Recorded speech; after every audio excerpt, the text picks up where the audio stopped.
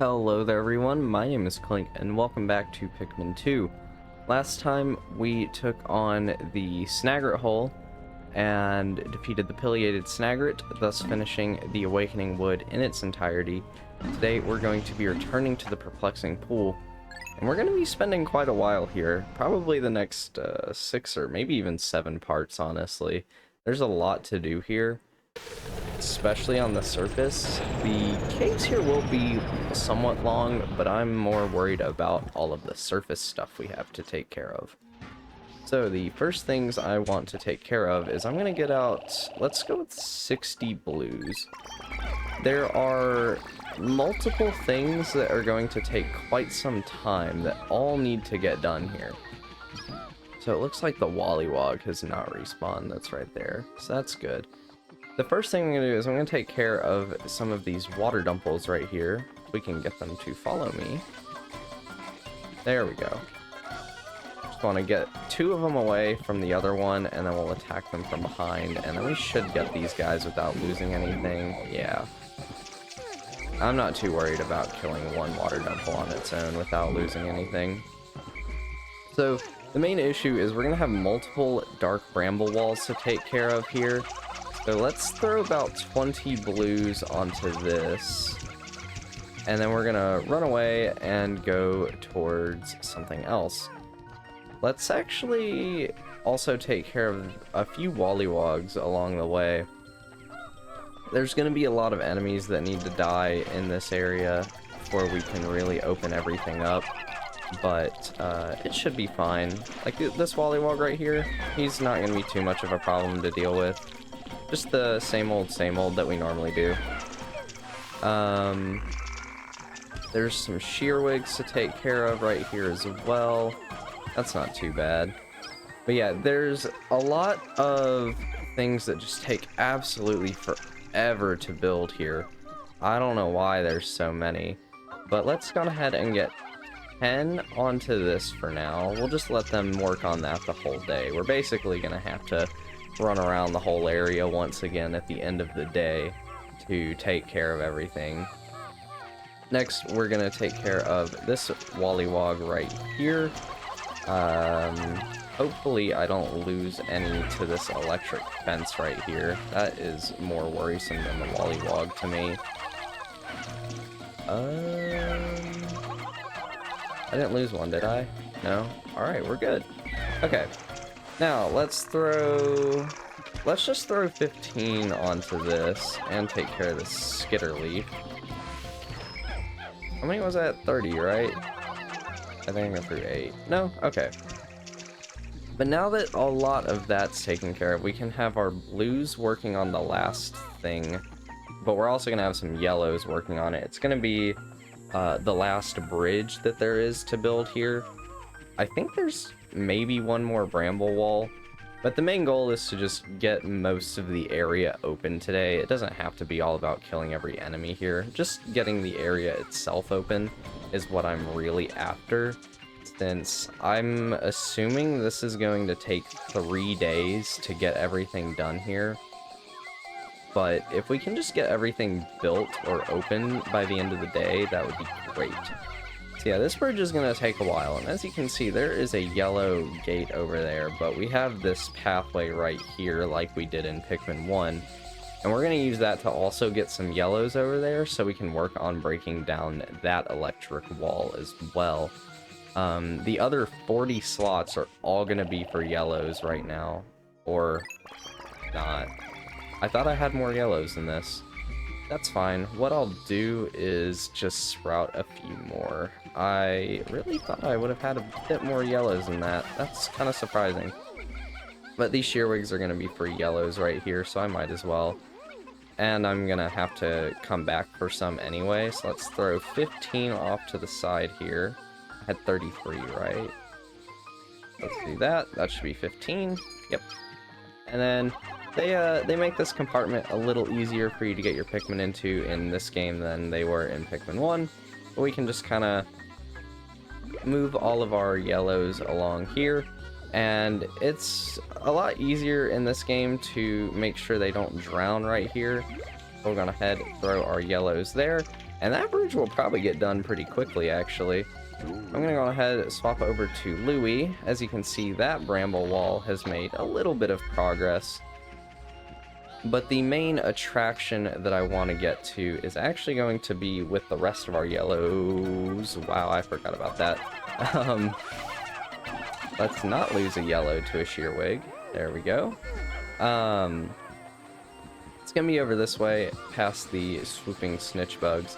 We're gonna open up the cave I would like to start today, the Glutton's Kitchen, which we could have done on our first run here, but I did not finish everything that in time to do it, which was really just this electric fence right here. But with this, we pretty much have Pikmin on absolutely everything in the area. What I'll probably do is skip to when this bridge is done building, and then we'll progress from there. Now that we're about 30 seconds into the future, let's work on yet another electric fence. Hopefully the blues stay away from it, and then we can just send our yellows over here. So back there is going to be yet another cave. That's probably the second one we'll be taking on here. I know some people will probably want me to take on a certain other cave second, or maybe even first. That's not going to happen. We'll do that one last because it'll be funnier that way. I'm going to go on ahead and kill this right here. This is going to be a new enemy to this game, the Floaty Bloister. Just throw stuff at its tail and it'll die, and it will drop us a treasure. This is going to take only 3 Pikmin to carry. It's not too heavy, and we can actually get the rest of our blues working on probably the dark bramble wall. It would be a good idea. Where do I even have Louie at? Still over here. Oh, and now that this is actually done, let's take these yellows elsewhere. What I'll do actually is throw them up here, and then hopefully I can reach. Actually, I have a better idea. Abuse the game's mechanics. Yeah, the motion controls can really help you with just doing stuff like that if you don't normally play with them, but you just want to use them to get some things done. Okay, perfect. This bridge is now done, which means we can... No, I don't want to swap to Olimar. I want to dismiss. That's what I meant to do. I always get those buttons confused. Oh, the treasure's back. Cool. So this is going to be the aquatic mine. And I actually made a mistake. I'm just not realizing that. The Toady Blaster is what that enemy was called, not the Floaty Blaster. I don't know why I called it a floaty one. But yeah, now that this bridge is done, this is where the glue-on drive was in Pikmin 1. We can come over here. There's a honey wisp if you want to mess with that. You want to throw your yellows over here, and... Come on, sir. There we go. Get them over, and then we can start work on this electric gate. This is going to be the last one of the area. Okay, we're gonna have to use the motion controls again. You can just swarm or like whistle on the other side, and then just they'll stay with you and swarm. But I'll just use the motion controls to progress it a little faster. Looks like that bramble wall is making good progress as well. And it also sounds like the wall over here is done. I assume that's what that noise was. Yeah, finally. Okay. So we're getting a lot of things down throughout the day, which is exactly what I need to do. I believe that this will give us all of our blues except for the ones working on that back wall, which is great. The yellows over there, I need to not forget about them. So what I'll do is I'm actually going to swap over to Olimar and head over this way, just so I don't forget about them. I also need to not forget about the other ones in the back, but those should be fine, I hope. Or, you know what, since this is actually close enough to being done, let's go on ahead and go over this way. Because what we're going to be doing is we're actually going to drain all of this water right here once this is down. So it's probably a good idea to have some blues over here just to get this down already. Okay, they're not gonna go on to anything, good. But I do want to make sure that other bramble wall gets down. Like I said, it's not gonna be too much of getting treasures and stuff today. It's more about opening up the area. Okay, cool, it's done. But, you know, spending a day to open up an area is never a bad thing. In here, we're gonna have some log holes, but we don't need to worry about these. For now, we need to worry about this stupid rock in our way. Large rock sits in the water reservoir. Yes, thank you, ship. So let's go ahead and open this up. And then Louie can grab his squad, which we are gonna need to get the yellows as well, which... Oh, there we go. So yeah, once you do that, that is gonna drain this entire pool, and this will allow us to get a lot of Pikmin over here quickly, which is what we're gonna need when we do take on that dungeon, which is definitely not gonna be today. Or, you know, not in this part, absolutely, but also just... Oh my goodness. Alright, come on everyone. I figured that would happen. That's fine though. I'm actually gonna bring these guys just to speed it up even a little bit if this wall's not done by the time I get over here. No, don't carry back the skitter leaf. I don't need to bring that thing back.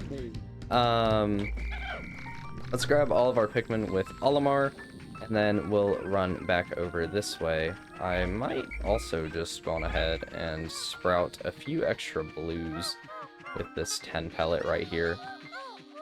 That's gonna... Okay, yeah, it's gonna go to the blues.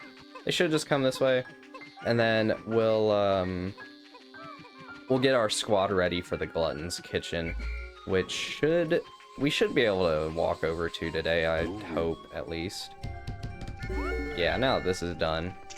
Yeah, the whole area is pretty much open now. We can spend all of tomorrow just killing enemies and gathering treasures. I'm hoping to finish everything in one in-game day. If I don't, that's fine, because it means I have one whole day to just sprout whatever I want, for the most part. But for the Glutton's kitchen, we are going to have a pretty interesting squad of Pikmin. We're going to need to think about our squad a lot more. We already did with the Bulblax Kingdom and the Snagger Hole, but this is going to be the first time we're going to go with a more peculiar squad. So we're going to be putting away... Wait, no. I'm going to wait till this goes up so that none of the Pikmin come out. We're not going to need a single blue for this place, so get rid of all your blues, and then I'm going to bring 40 yellows, and then for the rest, we're going to bring purples and whites. Yeah. That's the strat we're going with for this place. So let's go ahead.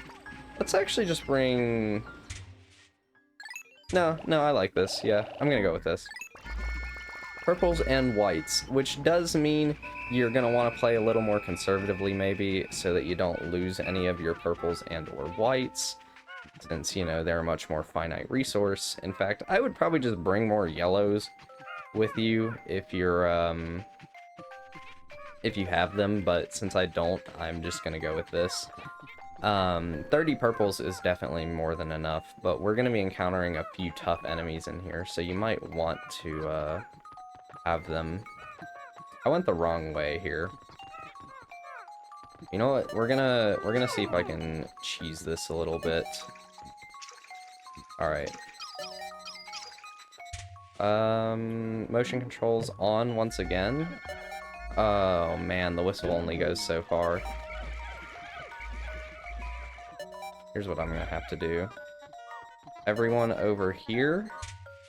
And then swap to Louie. I'm really cutting this close. But here we go. This is the most scuffed thing I'm probably gonna do in the entire run, I promise, I hope. But yeah, now that we have all the Pikmin in our squad, quickly, while it says they're all in here, let's jump into the Glutton's kitchen. So we're gonna go on ahead and probably take out 1 or 2 floors of this place today. Just so that it definitely gets done.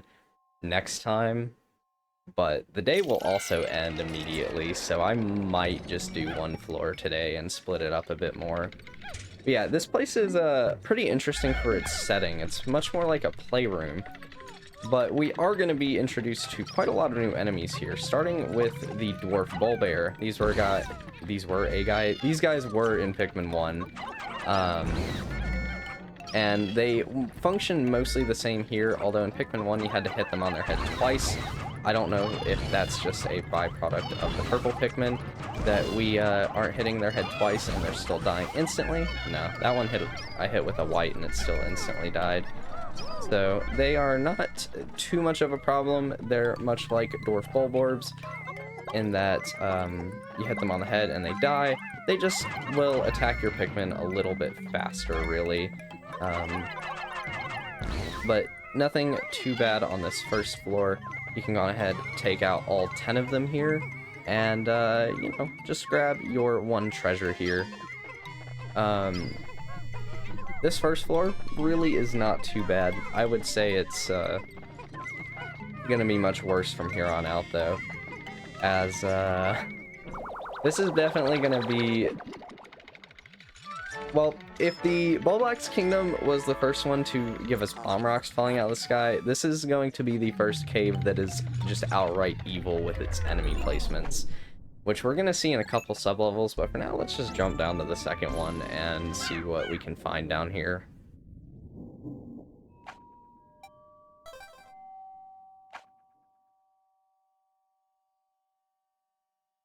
Alright, this is gonna be the introduction of a lot of people's favorite enemy. This floor is going to introduce us to the bread bug. This guy showed up a single time in the main game of Pikmin 1 and a couple times in the challenge mode, I think 2 or 3. There's also gonna be a lot of shear grubs on this floor, so be really careful wandering around. They're gonna be your main threat, other than some cloaking burrow nits, but I'm not too worried about those. But much like Pikmin 1, you have to hit the bread bug from the top to damage it. You can bring it back to the pod to insta-kill it, but the strategy I'm going to be using for them is to just kind of keep them stunned like this. It's not the most interesting strategy, but it's easy. Much like in Pikmin 1 as well, don't let a bread bug bring a Pikmin into their little pod thing there, or they will die. That's the way the bread bug kills.